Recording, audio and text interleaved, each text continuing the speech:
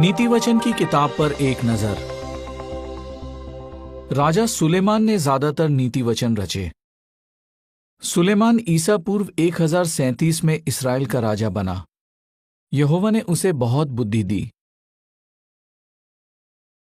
सुलेमान के ज्यादातर नीति वचन या बुद्धि की बातें उसके शासनकाल में लिखी गईं। लेकिन सारे नीति वचन मिलाकर एक किताब बनाई गई, शायद करीब ईसा पूर्व 717 में, यरूशलेम में, राजा हिजकिय्याह का राज खत्म होने से पहले। इस किताब में करीब करीब जिंदगी के हर पहलू के बारे में परमेश्वर की सलाह दी गई है, कारोबार हो या परिवार का मामला। दरअसल ये हमें परमेश्वर के राज में जीने के लिए तैयार करती है।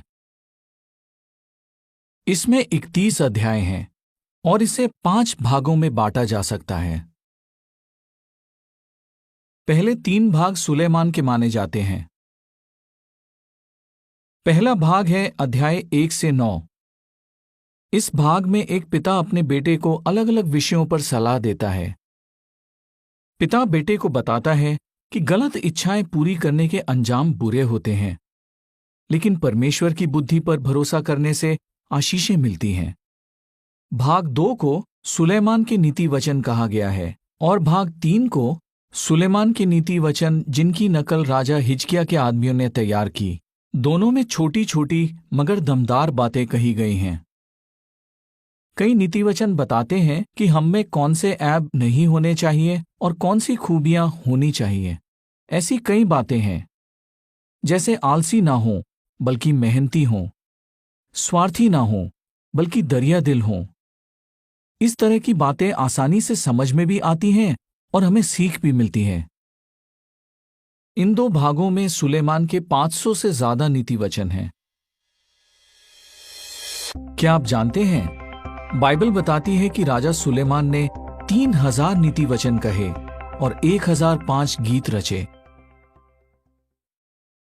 चौथा भाग है अध्याय 30।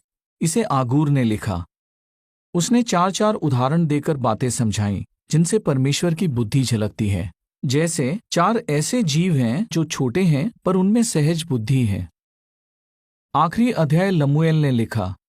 कुछ लोगों का मानना है कि लमूएल सुलेमान का ही दूसरा नाम है। ये अध्याय बताता है कि एक अच्छी पत्नी में कौन से गुण होते हैं और उसकी वजह से उसका परिवार कैसे सुखी रहता है। परमेश्वर की बुद्धि को छिपे खजाने की तरह ढूंढिए। इसका मोल कभी कम नहीं होता, भले ही सोने चांदी का मोल कम हो जाए। ये किताब पढ़ते वक्त ध्यान दीजिए कि खुद के बजाय परमेश्वर की बुद्धि पर भरोसा करना कैसे फायदेमंद है। हम में कौन से ऐब नहीं होने चाहिए और कौन सी खूबियां होनी चाहिए, और हम परमेश्वर के राज में जीने के लिए कैसे तैयार हो सकते हैं।